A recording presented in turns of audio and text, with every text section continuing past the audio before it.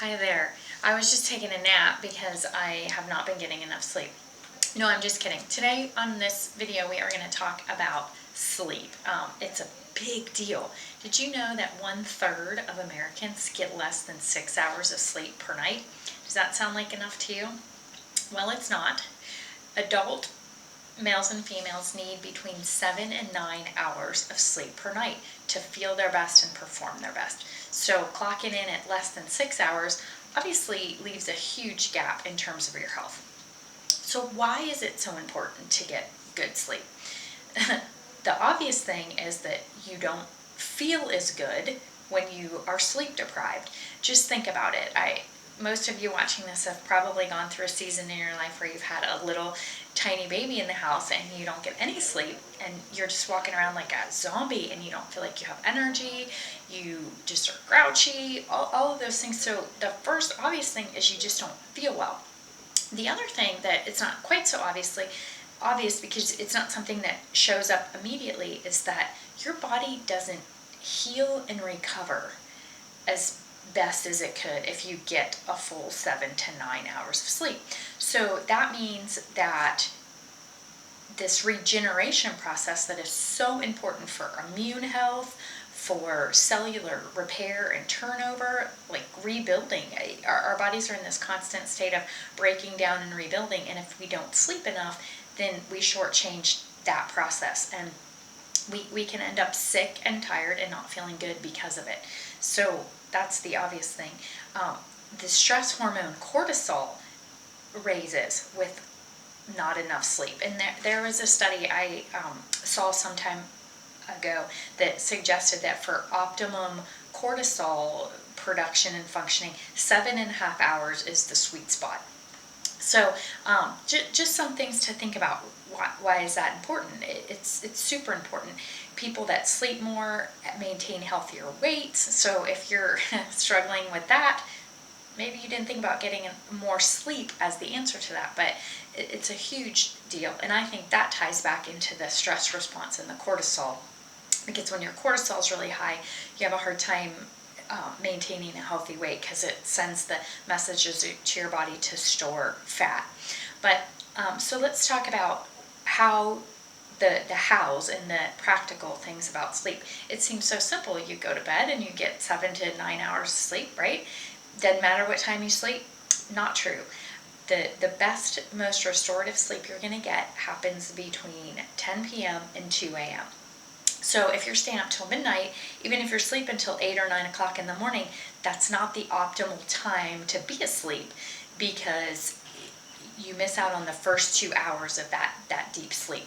So really what you want to do is you want to get to bed before 10 o'clock, and you want to take advantage of the good quality sleep you can, because we have the quantity issue of are we getting enough hours, and then we have the quality issue of are we actually getting the good restorative deep sleep that we need to get to repair and regenerate. So you want to be asleep by 10. You want to have a quiet, dark, and cool room. A lot of people will put their phones in their room, and they've got dings and beeps and lights coming out of their phone and things like that. So I'm a big fan of not having a phone or a TV or any kind of laptop, tablet, computer, all that kind of stuff. Take it out of your bedroom. And that is backed up by a lot of studies that show we've got this blue light that comes off and it disrupts our sleep patterns and the brain waves that allow us to get into deep sleep. So if at all possible, don't sleep with those things in your room. Buy an old school alarm clock. That's what we have. We set it, we get up, or set your alarm on your watch or something like that if you're looking for that. The other thing that I'm finding is that EMF frequency or electromagnetic frequency will disturb some people's sleep. So if you have a way to turn off your Wi-Fi router at night, things like that, try that and see if you don't sleep better. I've had a number of people say that is the ticket. That is especially true. I've heard more with children, irritable, restless, they can't fall asleep, nightmares, things like that. So you might want to try that. If that's at all possible, just unplug it, turn it off at night, and turn back on in the morning when you need it. The other thing is make sure your room is cool enough. You want your sleeping accommodations to be around 68, 69, 70 degrees in that range, so that you have a nice, you're not waking up sweating and hot and all those things. So don't pile on all the covers and turn your heat up to 75. You probably won't sleep as well. So those are just some basic things that you can do to help you get a good night's sleep. Now, what if you're trying all those things and you're still not getting a good night's sleep? I see a lot of people that come to me on the functional medicine side, and that's one of their main complaints is I can't either fall asleep or I can't stay asleep.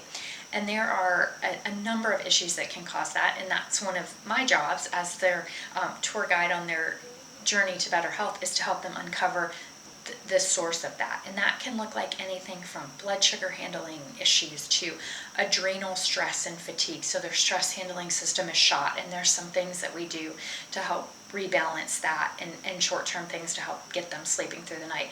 Mineral imbalances, magnesium, calcium, those kinds of things, super important in the role of sleep.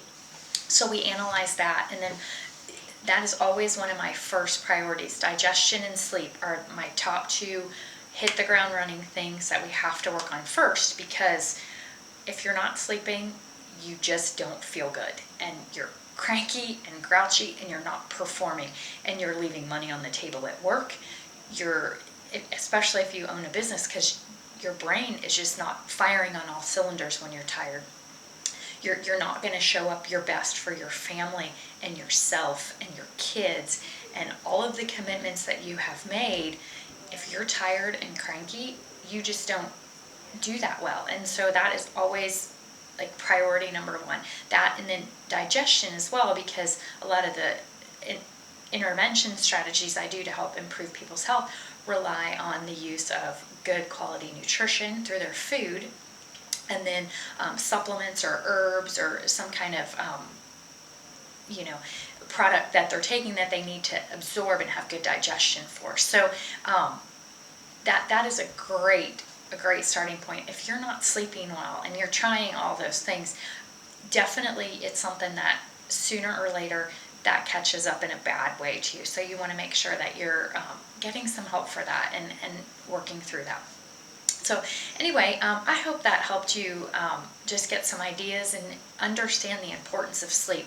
We pay really good lip service to it, but a lot of us are just not getting enough sleep. So my challenge to you this week is to take a look at your sleep. And if you're not regularly clocking 7 hours a night or more, ask yourself why, and what can you do to fix that and change that so that your health will improve for that, having had enough sleep. Okay, thanks for watching. Have a great day.